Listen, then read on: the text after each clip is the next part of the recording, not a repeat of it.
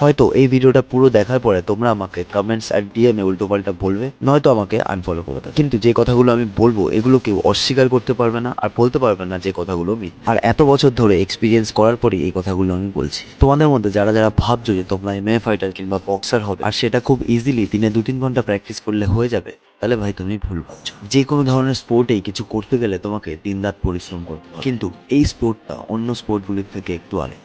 কারণ তুমি আগে থেকেই জানো যে ওই কেজ বা রিং এর মধ্যে ঢুকলে তোমাকে মার খেতে হবে, আর তখন তুমি ছাড়া অন্য কোনো ব্যক্তি তোমাকে বাঁচাতে আসবে না। আর এগুলো জানার পরও একজন ফাইটারকে নিজের ভয়কে মেরে রিংয়ের দিকে এগিয়ে যেতে হয়। প্রতিটা ট্রেনিং সেশনে নিজের 100% দিতে হবে। প্রতিটা পাঞ্চ, প্রতিটা কিক তোমার সবটুকু পাওয়ার দিয়ে মারতে হবে। প্রতিটা ট্রেনিং সেশনের পর গা হাত পা আগুনের মতো জ্বলবে। রাতে ঘুমাতে পারবে না, মাসেল আর জয়েন্টের ব্যাঘাত চলবে। সকালে ঘুম থেকে উঠতে পারবে না, মাসেল ফাটিক আর সোরনেসের জন্য। প্রতি সপ্তাহে নতুন নতুন ইঞ্জুরি।